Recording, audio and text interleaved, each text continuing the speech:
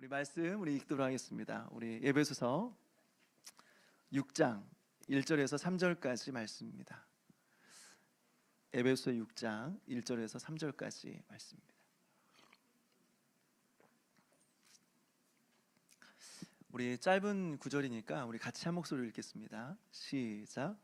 자녀들아, 주 안에서 너희 부모에게 순종하라. 이것이 옳으니라. 내 아버지와 어머니를 공경하라. 이것은 약속 있는 첫 계명이니 이로써 내가 잘되고 땅에서 장수하리라. 아멘. 한번 기도하시겠습니다. 하나님, 예배가 시작되었고 우리가 하나님 말씀 앞에 섭니다. 이 말씀 앞에 순종할 수 있도록 도와주시고 이 말씀 따라 살아갈 수 있도록 도와주시옵소서. 감사드리옵고 예수님의 이름으로 기도하옵나이다. 아멘. 계속해서 5월 이 가정의 달을 맞아서 가정에 대한 설교를 하고 있습니다. 오늘은 어버이 주일을 맞아서 내 부모를 공경하라 라는 제목으로 말씀을 전하려고 합니다. 전도를 하다 보면 기독교에 대한 부정적인 이야기들을 굉장히 많이 듣습니다. 그 중에 하나가 무엇이냐면 기독교는 불효의 종교다 라고 하는 거죠. 왜 그렇습니까? 제사를 안 드린다는 거죠. 이 제사에 대해서는 할 말이 참 많이 있지만 오늘 핵심은 제사가 아니기 때문에 다음으로 미루기로 하고요. 오늘 말씀드리고자 하는 핵심은 기독교만큼 부모의 효를 강조하는 종교도 없다라고 하는 겁니다. 10계명을 한번 보게 되면 10계명은 크게 두 부분으로 나눠져 있습니다. 1계명부터 4계명까지는 이제 하나님에 관한 그런 계명이고요. 5계명부터 10계명까지는 인간에 대한 계명입니다. 그런데 이 10계명 중에서 인간에 대한 계명이 5계명부터 10계명까지 6가지의 계명이 있는데 그 중에 가장 첫 번째 되는 계명이 뭔지 아십니까? 바로 내 부모를 공경하라 라고 하는 말씀입니다. 이게 인간에게 주신 가장 첫 번째 계명이다 라고 하는 거죠. 목사님, 우연히 그렇게 기록된 거 아닙니까? 라고 말할 수 있겠지만 그렇지 않습니다.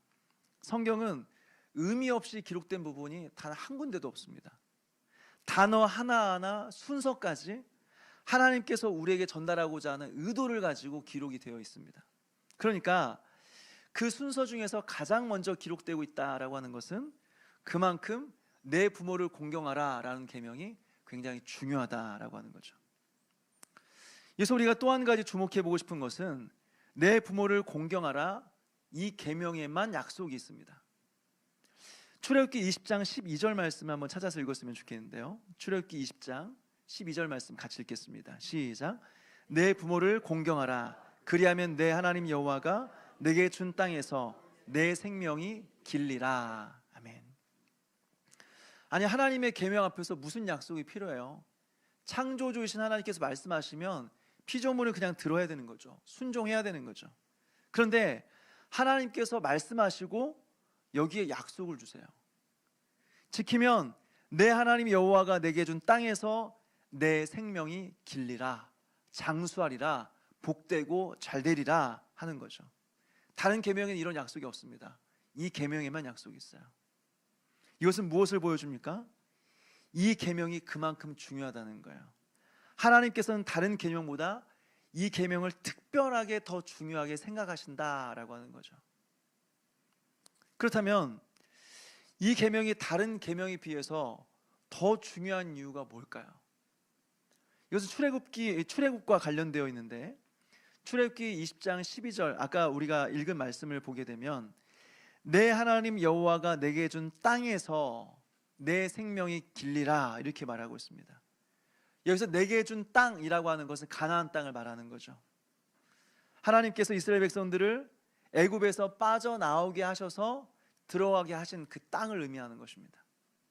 근데 여러분, 재미있는 것은 무엇이냐면 가나안 땅을 내가 주겠다, 가나안 땅을 너에게 선물로 주겠다 약속하셨는데 거기에 이미 살고 있는 사람들이 있었습니다. 그것도 싸움을 아주 잘하는 사람들이 살고 있었습니다. 무엇보다 아낙 족속이라고 해서요, 거인 족속들이 살고 있었어요. 한 키가 한 3m 정도 되는 사람들이 거기에 살고 있었어요.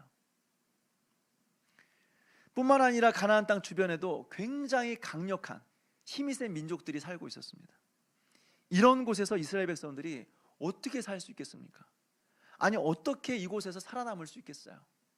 바로 핵심은 순종입니다. 순종. 다른 것은 없습니다. 하나님 말씀에 순종하면 그 땅에 아무리 거인 족속이 살고 있고 아무리 힘 있는 사람이 있어도 그 땅을 정복하는 것입니다. 하나님 말씀에 순종하면 아무리 힘이 없어도 그 땅에서 평화를 누리고 행복하게 살아갈 수 있는 거죠. 그런데 말씀에 불순종하게 되면 고생하는 거예요. 고생길이 훤한 거예요. 거기서 쫓겨나는 거예요. 핵심은 순종이에요. 순종하면 그 땅에서 복되고 안정된 삶을 살아간다라고 하는 것이 핵심이죠. 그런데 하나님 말씀에 순종해야 될 그 계명이 누구를 통해서 자녀들에게 계승이 되는 것입니까? 바로 부모를 통해서. 부모가 자녀들에게 하나님의 계명을 가르치는 거죠. 그 자녀들은 부모를 통해서 하나님의 계명을 배우는 거죠. 그래서 말씀에 순종하며 살아가는 거죠. 그럼 어떻게 됩니까? 가나안 땅에서 오래 살게 된다는 거예요. 그 땅에서 평안하고 안정된 삶을 살아갈 수 있게 된다는 거죠. 이것이 바로 내 하나님 여호와가 내게 준 땅에서 내 생명이 길리라 라고 하는 하나님의 약속이에요. 그리고 이것이 우리가 부모를 공경해야 될 이유가 된다라고 하는 것입니다. 다시 말해서 자녀들이 부모를 공경하지 않으면, 부모의 음성을 듣고 순종하지 않으면 그 땅에서 오래 못 사는 거예요. 쫓겨나는 거예요. 그렇기 때문에 우리는 부모를 공경해야 된다라고 하는 거죠. 거기에 우리의 인생이 달려있기 때문이라고 하는 거죠. 그렇다면 이 계명이 오늘날 우리에게 어떻게 적용이 될 수 있을까요? 하이델베르크 요리문답을 보니까요, 이 계명, 이 10계명의 5계명, 내 부모를 공경하라 라는 계명을 이렇게 해설하고 있습니다. 나의 부모님, 그리고 내 위에 있는 모든 권위에 모든 공경과 사랑과 신실함을 나타내고 그들의 모든 좋은 가르침과 징계에 대해 합당한 순종을 하며 또한 그들의 약점과 부족에 대해서는 인내해야 합니다. 왜냐하면 그들의 손을 통해 우리를 다스리는 것이 하나님의 뜻이기 때문입니다. 이렇게 해설합니다. 이 내용을 좀 보면요, 먼저는 공경하라고 했습니다. 여러분, 공경이라고 하는 말을 제가 찾아보니까요, 히브리어 원문으로는 카베드라고 되어 있습니다. 이 카베드라라고 하는 말의 뜻은 무엇이냐면 무겁다는 말이에요. 무겁다, 그만큼 중요하다라는 의미죠. 그리고 영광이란, 하나님께 영광을 돌린다 할 때 영광이라는 말이 이 카베드라는 단어에서 나왔습니다. 따라서 이 공경하다라는 말은 기본적인 의미는 내 부모를 무겁게 여겨야 된다라는 의미예요. 가볍게 여겨서는 안 된다라고 하는 거죠. 근데 오늘날 이 부모 공경이라는 이 명령이 심각한 도전을 받고 있다고 생각이 됩니다. 오늘날은 권위가 무너진 상태예요. 권위가 상실된 시대를 우리는 살아가고 있습니다. 예전에 학생들이 길거리에서 담배를 피우면요, 지나가다 어른들이 보고 혼냈어요. 불러서 혼냈습니다. 어디 머리에 피도 안 마른 것들이 담배를 피우고 있어 라고 하면서 꾸짖었어요. 그러면 담배 피던 것을 멈추고 끄고 죄송합니다 하면서 이제 그렇게 했죠. 근데 요즘은 어떻습니까? 그런 말 하면 큰일 나요. 지나가는데 나이 어린 애들이 담배 피우고 있다고, 어디서 담배 피우고 있어 그러면 큰일 납니다. 절대 말하면 안 됩니다. 그냥 못 본 척하고 지나가셔야 됩니다. 학교에서는 어떻습니까? 어릴 때 학교 갈 때마다 어머니가 자주 하시던 말씀이 뭐냐면, 학교 가서 선생님 말씀 잘 들어야 된다, 항상 이렇게 말씀하셨어요. 그리고 어머니가 학교에 오시면 선생님에게 꼭 하시는 말씀이, 우리 아이 때려서라도 잘 가르쳐 주십시오. 우리 아이가 참 부족합니다. 때려서라도 잘 가르쳐 주십시오. 그래서 선생님한테 이게 맞고 집에 오는 날은요, 네가 맞을 짓을 했으니까 맞았지 하면서 더 맞았어요. 근데 오늘날은 어떻습니까? 학교 교사들이 부모님들 때문에 미쳐버릴 것 같대요. 무슨 일만 있으면 전화하고, 아이가 조금 기분 나쁜 일 있으면 찾아와가지고 막 항의를 하는 거예요. 못 살게 구는 거예요. 그러니까 학교 선생님들 이야기를 들어보면 대부분이 다 우울증 치료를 받고 있대요.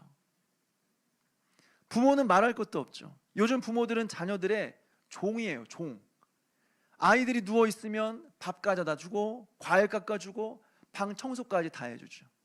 또 용돈 주고 학원 보내주고 필요하면 또 과외까지 시켜주죠. 그런데 교육비가 만만치 않으니까 애들 교육시키기 위해서 엄마 아빠 둘 다 뭐라도 하는 거예요. 뭐라도 하는 거예요. 그래도 수틀리면 하는 말이 뭐냐면, 나 오늘부터 학원 안 다녀. 나 오늘부터 학교 안 갈 거야. 그러면 엄마가 미안하다, 잘못했다, 제발 학원만은 가줘라, 제발 학교만은 좀 가줘라, 고등학교 졸업만 좀 해줘라, 벌벌 떨면서 부탁하는 거죠. 거기서 끝이 아니죠. 대학교 가는 거, 심지어는 직장 취업하는 그 면접 보는 것까지, 정보까지 다 알아봐서 줘요. 그래서 취업시켜줍니다. 그리고 결혼하면 애까지 봐줘야 되죠. 안 그러면 애 안 낳는다는 거예요. 부모가 아니라 종이에요. 종, 노예예요. 잘못되어도 한참 잘못된 거죠. 자녀는 부모를 무겁게 여길 줄 알아야 돼요. 가볍게 여기면 안 되는 것입니다. 왜 그런 줄 아십니까? 눈에 보이는 부모를 공경할 줄 모르는 사람이 어떻게 눈에 보이지 않는 하나님을 공경할 수 있겠습니까? 그러니까 우리가 하나님을 경외하기 위해서 먼저 부모를 공경하는 법을 배워야 되는 겁니다. 이것이 하나님의 뜻이에요. 두 번째로 합당한 순종입니다. 합당한 순종이요. 계속해서 하이델베르크 요리문답을 보니까 뭐라고 설명하냐면요, 그들의 모든 좋은 가르침과 징계에 대해 합당한 순종을 하며 라고 말하고 있습니다. 한번 생각해 보십시오. 내 부모보다 내 자녀를 사랑하는 사람이 어디에 있습니까? 세상에 그런 사람이 어디 있어요? 부모만큼 자녀를 사랑하는 사람은 없는 겁니다. 그러니까 부모는 자녀에게 너무 사랑하니까 가장 좋은 것만 주고 싶은 거예요. 최고의 것만 주고 싶은 거예요. 첫째 아이가 태어나서 이유식을 먹을 때가 되었습니다. 그러니까 아내가 이유식을 만들어서 아이를 먹이는데 그걸 보면 제가 깜짝 놀랐어요. 이유식을 먹이는데 소고기부터 해서 온갖 좋은 재료들이 다 들어가는 거예요. 저는 아무리 냉장고를 뒤져도 먹을 것이 없는데 첫째 아이가 먹는다고 하니까 소고기부터 해가지고 온갖 좋은 것들이 다 드러나는 거죠. 여러분, 이게 부모의 마음이에요. 내 자녀는 가장 좋은 것만 주고 싶은 거예요. 최고의 것만 주고 싶은 거예요. 그런데 여러분, 그런 부모가 자녀에게 잘못된 것을 가르치겠습니까? 못되라고 하겠습니까? 제가 어릴 때 집을 나서면요, 어머니의 잔소리가 시작됩니다. 재원아, 밖에 나가면 차 조심하고, 길 건널 때 양쪽 잘 보고, 만나는 사람마다 인사 잘하고, 선생님 말씀 잘 듣고, 친구들과 싸우지 말고, 엘리베이터 문이 닫힐 때까지 재원아 이렇게 하고 문이 닫혀야 그 소리가 끝나는 거예요. 예전엔 잘 몰랐습니다. 그런데 나중에 커서 생각을 해보니까 그게 어머니의 잔소리가 아니라 어머니의 사랑이었구나라는 것을 깨닫게 되는 거죠. 여러분, 내 자식 아니면 관심 없어요. 어떻게 되든 상관없어요. 그런데 내 자식이니까, 너무 사랑하니까 조금이라도 잘 되길 바라는 마음에 그렇게 하는 것이 잔소리죠. 그러니까 사실은 잔소리가 아니라 사랑인 거죠. 하물며 부모가 하나님의 말씀을 가르친다고 한다면, 아, 또 그놈의 잔소리, 그렇게 말할 수 있을까요? 안 되는 거죠. 하나님의 말씀으로 들어야 되는 거죠. 그래야 우리가 이 땅에서 잘 되고 장수하는 것입니다. 이것이 바로 우리가 이 땅에서 하나님의 복을 누리는 비결이다라고 하는 거예요. 마지막으로 인내예요. 하이델베르크 요리문답 이 뒷부분 설명을 보니까요, 여기서 또한 그들의 약점과 부족에 대해서는 인내해야 합니다라고 말하고 있어요. 여러분, 우리는 부모를 무겁게 여기고 그 말씀에 순종할 뿐만 아니라 부모의 약점과 부족한 부분에 대해서도 인내할 줄 알아야 됩니다. 여러분, 우리는 그 부모를 무겁게 여겨야 되는데요, 제가 중학교 올라갔을 때 아버지가 술에 잔뜩 취해서 제 방으로 들어왔습니다. 원래 말이 없으신 분이에요. 말이 없으신 분인데 술에 취해서 들어오시더니 저한테 하시는 말씀이 뭐냐면, 재현아, 사는 게 참 힘들다. 사는 게 참 힘들다. 그러면서 눈물을 흘리시는 거야. 그때 태어나서 제가 아버지의 눈물을 처음 봤어요. 아버지가 우시는 모습을 처음 봤어요. 그걸 보면서 내가 기대고 있었던 거대한 산이 무너지는 것을 경험했어요. 아버지도 눈물을 흘리시네. 아버지가 나에게 힘들다는 말을 다 하네. 아버지도 사람이네. 이렇게 부모도 연약한 인간인 거예요. 그래서 실수도 하고 부족한 부분도 있는 거죠. 예전에는 아버지는 뭐든지 다 할 수 있고 모든 걸 다 아는 전지전능한 분이라고 생각을 했어요. 또 어머니는 찾아가면 언제든 품에 안아주시는 바다와 같은 존재라고 생각을 했어요. 그런데 나이가 들어갈수록 어떻습니까? 부족한 부분이 보이기 시작하는 거예요. 예전에는 완벽하다고 생각했는데 나이가 들어갈수록 부모님의 연약한 부분이 보이기 시작하는 거죠. 그러니까 어떻게 해요? 아빠, 그것도 몰라요? 엄마, 내가 몇 번을 알아들어요. 내가 그렇게 하지 말라고 했잖아요. 내가 그거 하지 말라고 했잖아요. 그러면서 막대하는 거죠. 함부로 하는 거죠. 그러나 여러분, 그것은 하나님의 뜻이 아니에요. 아무리 부모가 부족하고 약점이 있다고 할지라도 그것에 대해서 인내하는 거예요. 이것이 하나님의 뜻이에요. 이것이 부모를 공경하라라고 하는 의미인 거죠. 이런 것을 보면 엄밀히 말해서 이 계명은 믿음을 가진 부모에 대한 계명인 것입니다. 믿음이 있고 하나님의 말씀을 가르치는 계시의 전달자로서의 부모를 공경하라라고 하는 명령인 거죠. 그렇다면 불신 부모에 대해서는 어떻게 될까요? 예수님을 안 믿는 부모에 대해서는 어떻게 해야 될까요? 먼저 우리는 부모님의 말씀에 순종할 때 주 안에서 순종해야 된다는 사실을 기억할 필요가 있습니다. 생각해 보십시오. 어떤 부모가 자식이 안 되라고 가르치는 부모가 있을까요? 그러나 그것이 하나님의 말씀에 어긋나는 가르침이라고 한다면 순종해서는 안 되는 것입니다. 만약 기독교의 신앙을 버리라고 한다면 순종할 수 없는 거예요. 주일 성수를 하지 말라고 한다면 그 말에 따르면 안 되는 것입니다.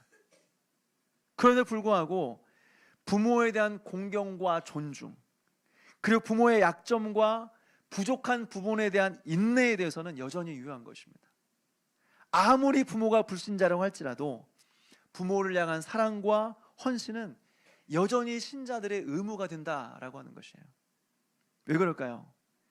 생명의 창조자는 하나님이시지만 생명의 전달자는 우리 부모이기 때문에 그렇습니다. 우리 부모가 있었기 때문에 지금의 내가 있는 거죠. 부모가 아니었더라면 나는 지금 존재하지 않은 것입니다. 저 또한 이 세상에 태어나지 못할 뻔했어요. 하마터면 제가 오늘 이 자리에 없을 뻔했습니다. 위로 누나가 하나 있는데 어머니가 첫째 누나를 낳고 둘째를 가졌을 때 아버지가 굉장히 못마땅해 하셨어요. 왜냐하면 또 딸일까 봐. 그래서 아이를 지우려고, 어머니 몸도 안 좋고 그리고 이제 또 딸일까 봐 아이를 지우려고 했는데 어머니가 그래도 낫겠다고 해서 나온 게 저예요. 생명의 전달자인 거죠.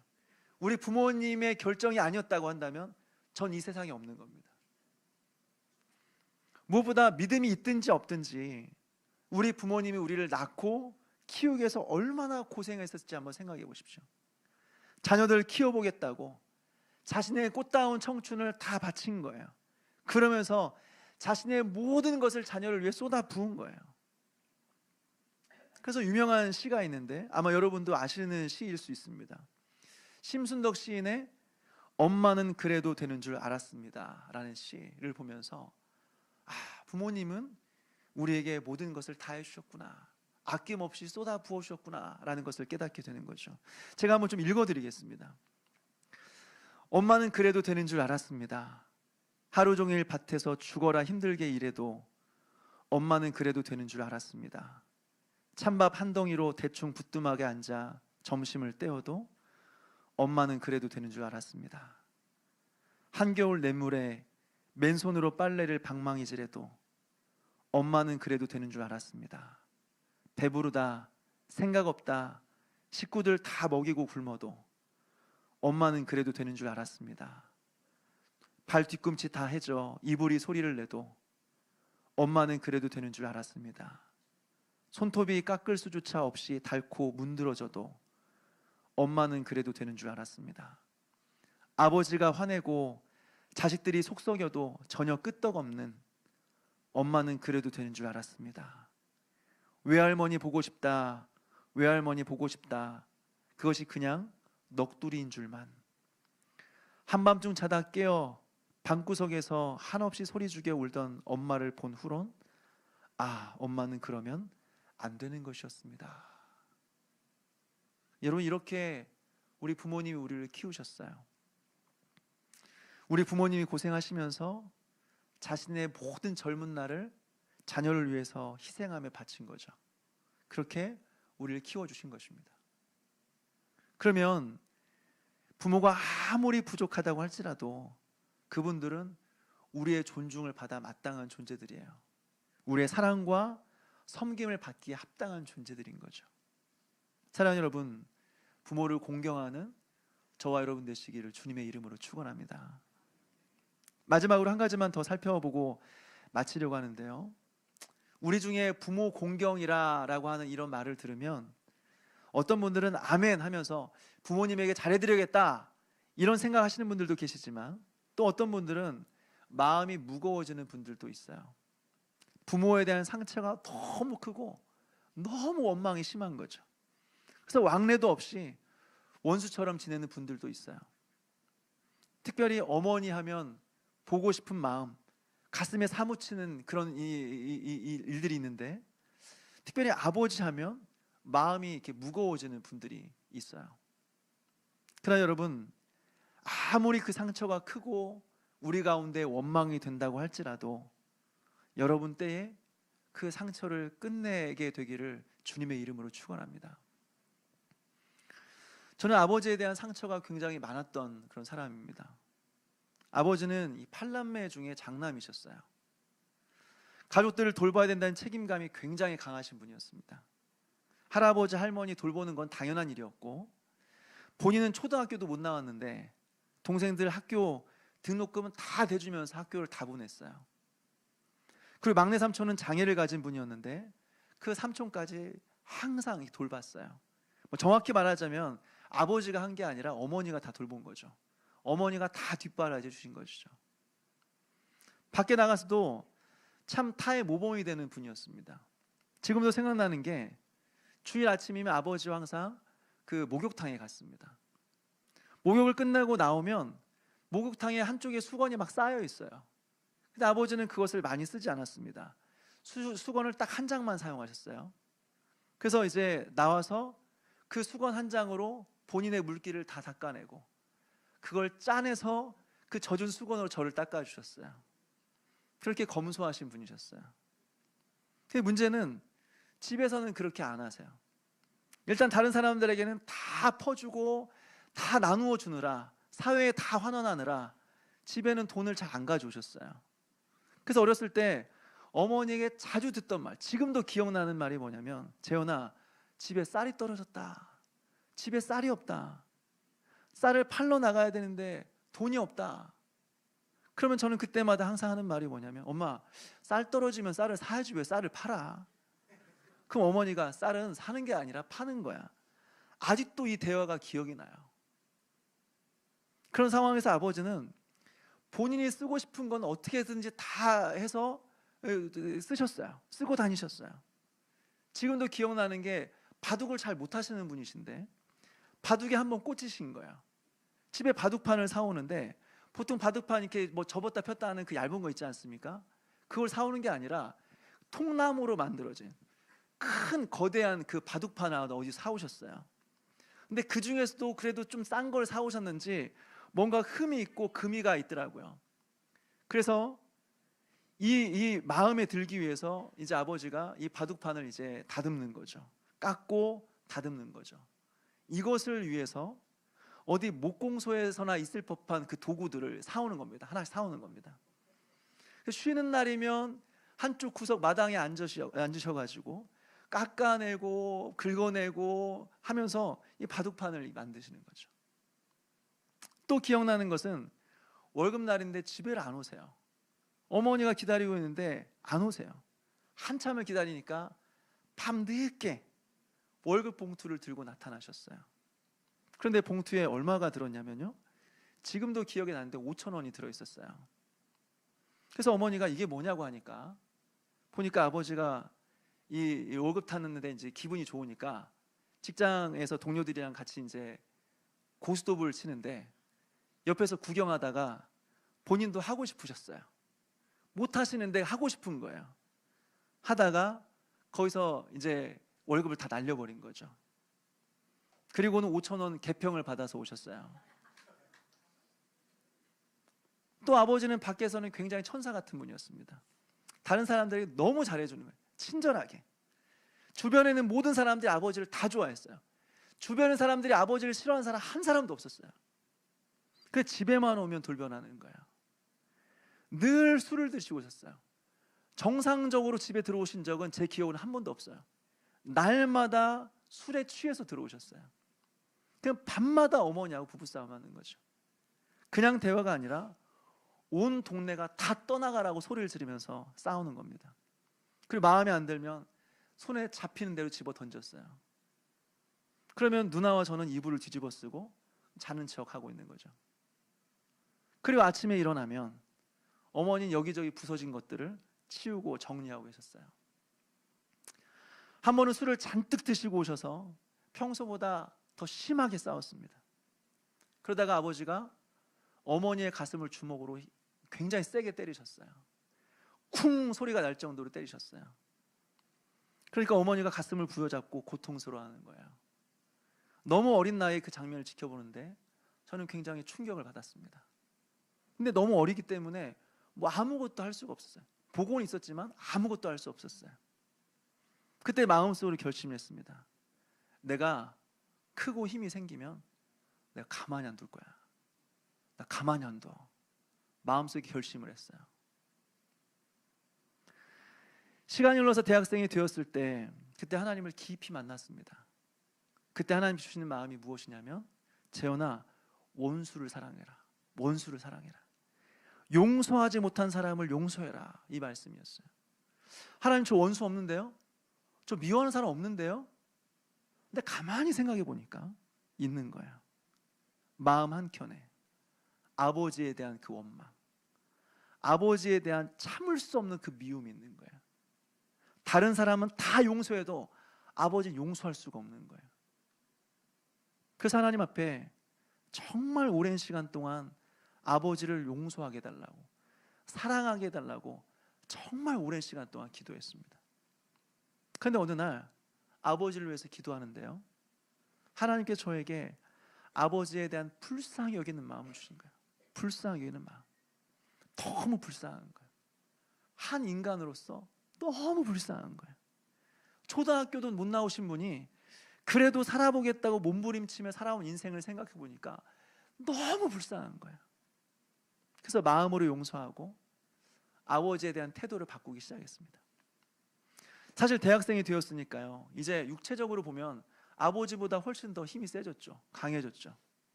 그래서 사실 아버지에게 함부로 대했습니다. 아버지가 뭐라고 하면 저는 막 큰 소리를 냈습니다. 그럼 아버지는 제 앞에서 아무 말도 못했어요. 그래서 태도를 바꾸기 시작했어요. 아버지 앞에서 말을 공손히 하기 시작했습니다. 어머니와 싸워도 아버지 편을 들었어요. 그랬더니 나중에 아버지와 단둘이 있을 때 먼저 말을 꺼내시더라고요. 원래 말이 없으신 분이세요. 근데 먼저 말을 꺼내시면서 하시는 말씀이, 재현아, 내가 그동안 아빠로서 자격이 참 없었다. 내가 참 미안하다. 참 부끄럽다. 그렇게 말씀하시는 거예요. 그때 제가 했던 말이 뭐냐면, 아빠, 지금까지 저를 키워주신 것만으로도 너무 감사합니다. 그것으로 충분합니다. 그것으로도 존경받기에 합당합니다. 그렇게 말씀을 드렸어요. 그러면서 아버지와 관계를 회복했어요. 사랑하는 여러분, 우리가 바로 용서받은 자들 아닙니까? 죄로 인해서 마땅히 죽어야 될 존재들인데 하나님의 무한한 사랑과 용서, 그리고 사랑 때문에 우리가 살게 된 자들이죠. 그래서 그 하나님의 사랑으로 사랑하며 살아가야 될 존재들인 거예요. 원수까지 사랑하는 것이 하나님의 뜻인 거예요. 그런데 하물며 나를 낳아주시고 길러주신 그 부모님이 부족하다고 한들 그 부모님을 원수처럼 대해서야 되겠습니까? 미워해서야 되겠습니까? 그분들 또한 이 세상에 태어나서 처음 부모가 되어보고 태어난 아이를 처음 품에 안았을 때 한편으로는 세상을 다 가진 것처럼 그런 기분이었겠지만 또 한편으로는 이 아이를 어떻게 키워야 되나 두려움도 있었을 거야. 또한 한 번도 살아본 적이 없는 인생을 살아가다 보니 인생의 짐은 너무나 무겁고 그래서 원치 않은 실수와 실패를 반복하며 살아온 인생이었을 것이에요. 마음은 잘하고 싶었는데 뜻대로 되지 않는 것이 본인의 인생이었을 수 있어요. 물론 자녀들 입장에서는 서운하죠. 원망하는 마음이 있을 수 있죠. 그러나 그동안 살아온 그 부모님의 인생이 있었기 때문에 오늘 우리가 있었다라고 하는 거죠. 그러나 여러분, 그런 부모님에게 먼저 고맙다고 감사하다고 하는 것이 자녀된 도리 아니겠습니까? 사랑하는 여러분, 오늘 이 어버이 주일을 맞아서 다시 한번 오늘 말씀을 깊이 마음에 새기고 부모를 공경하는 저와 여러분 되시기를 주님의 이름으로 축원합니다. 그리고 혹시라도 부모님에 대한 그 마음의 원망과 미움이 있다고 한다면, 상처가 있다고 한다면 오늘 주 안에서 용서하고 사랑하게 되기를 바랍니다. 무엇보다 이 부모님께서 이 세상을 떠나실 때 서운하게 해드린 것 때문에 후회하고 가슴 아파해도 그때는 소용이 없습니다. 부모님이 살아계실 때 더 늦기 전에, 후회하기 전에 우리가 자녀로서 도리를 감당해야 되는 것이죠. 우리 중에 혹시 부모님이 아직 살아계시다고 한다면 오늘 꼭 한번 전화 한번 드렸으면 좋겠습니다. 그래서 마음 한켠에 있지만 평소에는 입으로 다 표현하지 못했던 부모님 죄송합니다. 그리고 감사합니다. 사랑합니다. 이 말을 꼭 했으면 좋겠어요. 오늘 말씀을 기억하면서 내 부모를 공경하라, 이 말씀에 순종하는, 그래서 하나님께서 우리에게 약속하신 그 복을 누리며 살아가는 저와 여러분 되시기를 주님의 이름으로 축원합니다.